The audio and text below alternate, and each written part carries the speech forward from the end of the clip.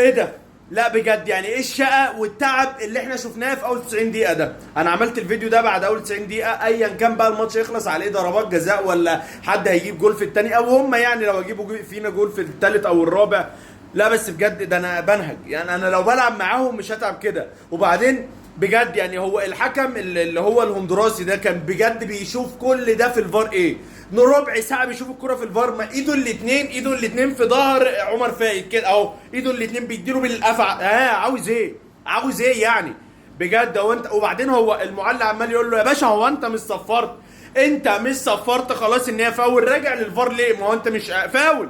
فاول خلاص بقى، لا معلش نرجع عشان فرنسا صاحبة الارض وجايب بقى وانت فاهم، وعايزين نتعشى ايه يا عم؟ ما خلاص يعني فاول، زقه بايده حسبها. بعدها بقى على طول جت كوره لابراهيم عادل من على اليمين، شده كده عمو كده، عم خانقه مديله حته فينيش ما حسبهاش. خلاص وانا مش اديتكم بقى ما حسبش ضربه جزاء، خلاص بقى اللي يموت يموت. ايه يا عم ده؟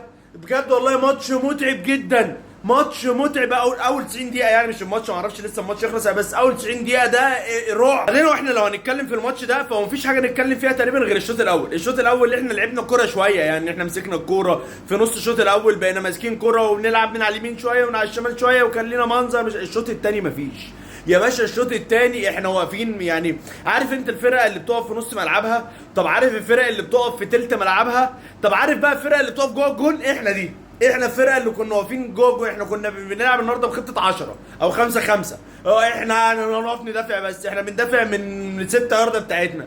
بجد والله مش طبيعي. انا عارف ان ظروف الماتش حكمانه على كده، وعارف ان في ارضهم، وعارف ان فرنسا جامده، وعارف. بص هو النهارده تقريبا الماتش ده كان ايه؟ عربيه فيرنا بتلعب سواء مع عربيه فراري، بس اللي سال عربيه فراري ده مش بيعرف يسوق. مش بتكلم على هنري، يعني هو عربيه فراري اللي هي فرنسا دي، واحنا عربيه فيرنا بس برجوله بقى. احنا بنعمل كل اللي علينا عشان نجيبها. فمش طبيعي بجد اللي احنا فيه ده. وبعد كده بطريقه ما، والله بطريقه ما ودعواتنا وربنا معانا جبنا جول. يعني هي كانت ماشيه معانا، والله كانت ماشيه معانا من اول الشوط الاول. كانت ماشيه معانا من امتى؟ من اول لما رفعوا كوره وكانت جايه لاعب فرنسا خلاص في 6 يارده قام وقع خلاص. يعني هو ده ما كانش وقع، كان جابها. وبعدها الباك الشمال رقص الباك اليمين بتاعنا اللي هو تقريبا كان مع محمود شحاته، وداخل لوحده قام وقع برضه. وبعد كده بقى في كذا كوره تحسسك بجد ان هي ماشيه معانا، هي ماشيه معانا. منهم لقطه الجول، محمود صابر شاطها وما تعرفش ازاي، كان لوحده شاطها، اتردت له شاطها تاني جت جول. هو اجتهاد منه حلو وكل حاجه، بس هي ماشيه معانا والله. ولقطه لاكازيت اللي هي الوان تول اللي عملوا ده، دول عندهم طقم زراجره قدامي يا جدع. ده ايه ده؟ اوليزيو ميكيتيتي دوت والتاني اللي هو لاكازيت. ايه ده؟ ايه الطقم ده يا جدعان؟ طقم رعب. لاكازيت بيعمل له وانتو قدام الجول، لاكازيت ما عرفش يجيبها في الجول. يعني هي كانت ماشيه. واوليزيه تقريبا كل الشوطات اللي بيشوطها يا اما بره يا اما في نص الجول، فهي كانت ماشيه قوي قوي. يعني احنا بقى نستغل فرصه وجبنا جول وحلو قوي. طبعا الدفاع اللي احنا كنا بنعمله ده مش دفاع فرقه ممكن تقوم لها قومه، يعني خلاص احنا بندافع. وده اي فرقه في مكاننا في افريقيا احنا هيحصل كده، بندافع. الكرة الوحيدة اللي جت جول، اللي خط النص بتاعنا ما كانش واقف، ان عمر فايد طلع ساب لاكازيت خلاص. ميكيتيتي خلاص. يعني هو بجد الكرة الوحيدة اللي عمر فايد طلع فيها. انما غير كده لما بتوع خط النص بيكونوا واقفين بقى، والنني واقف قدامهم مغطي عليهم، وعمر فايد واقف وجنبه حسام متيب عم مجيد، مفيش، مش عارفين يعملوا حاجة. الكرة الوحيدة اللي ما كانش عندنا خط نص، لقيت عمر فايد قام طلع، ما تعرفش ليه طلع، طبعا ما كانش في حد، قام طلع هوبا وليزيه بصار ميكيتيتي جول خلاص خلص. اما غير الكرة دي احنا النهارده كنا بندافع، مش موقفين ال10 لعيبة ورا وخلاص، لا احنا كنا بندافع عارفين بنعمل ايه. ميكالي ده معرفهم الدفاع بيدافع ازاي. احنا النهارده كنا عاملين جيم دفاعي 10 على 10. لا بجد ايا كان نتيجه الماتش هتخلص، انا جاي اهو بعد 90 دقيقه بكلمك، ايا كان بقى هيجيبوا فينا جون الثالث والرابع، هنخسر ضربات جزاء وهنخسر هنكسب، ايا كان كلامي مش هيتغير. هو واحد، منتخب مصر النهارده عمل ماتش عالمي بجد. طيب واضح كده ان خلاص الشوط الثالث والرابع هيبداوا. مش عارف هترسى بقى ثالث والرابع وضربات جزاء ولا ايه يعني.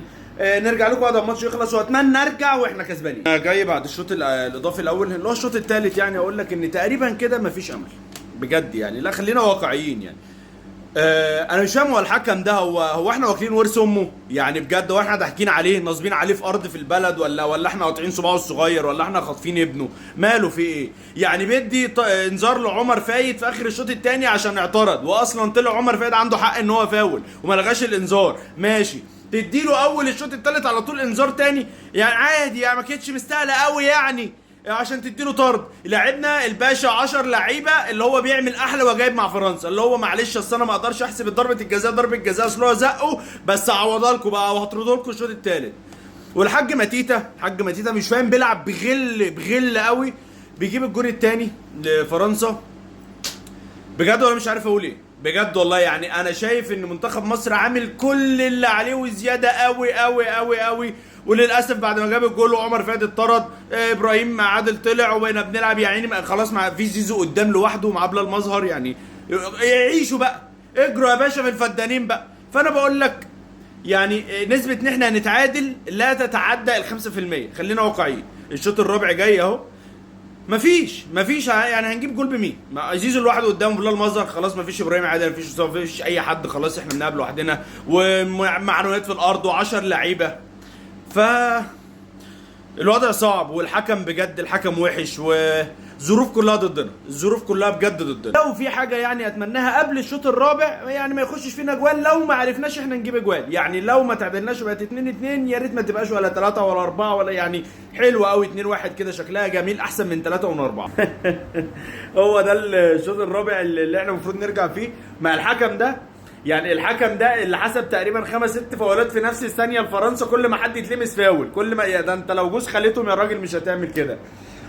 الحمد لله ان هي جت على قد 3-1. بالمنظر ده كان هتفتح والله يعني، اتسطرت 3-1 ولسه داخلين عندنا ماتش المغرب، فمش عايزين الولاد بتوعنا يكون نفسيتهم تعبانه، معنوياتهم في الارض، لازم النفسيه تكون حلوه. لا بس الواد ماتيتا ده، بص ماتيتا ده انا كرهته كوره خلاص، اتحط وصم كده كره، مش عارف ليه ما بقتش اشوف وشه كده ما طقوش. اللي جاب جولين فينا ماتيتا، الحاج ماكيتيتي ده. انا مش هغير كلامي، هو نفس كلامي، ولادنا رجاله عملوا كل اللي عليهم، عملوا اكتر من اللي عليهم، كل واحد ادى 200% من اللي عنده. فيعني خلاص انا مبسوط وانا شايف المنتخب كده. خسرت في نص النهائي من فرنسا، بس من فرنسا في نص النهائي في ارضها، فلا تمام قوي يعني. اتمنى بقى نرجع ببرونزيه من ماتش المغرب، وايا كان اللي يحصل خلاص برضو كلامي مش هتغير. رجاله بجد، رجاله رجاله رجاله.